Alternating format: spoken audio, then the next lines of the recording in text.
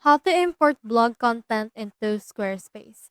So you can just head over and export the particular content on which provider you have. So for example, if you have a blog on WordPress, you can export it from there. Once you have exported that, head over here to Squarespace and click onto the settings icon. Now, once you have done that, you should be able to see these settings right here.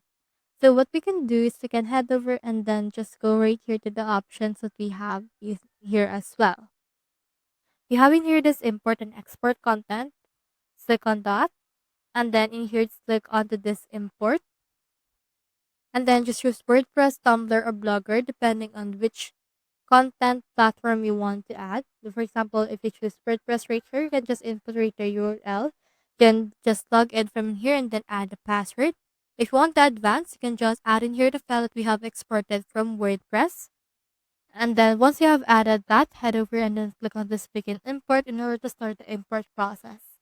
So that's how you import blog content into Squarespace. Hope you helped.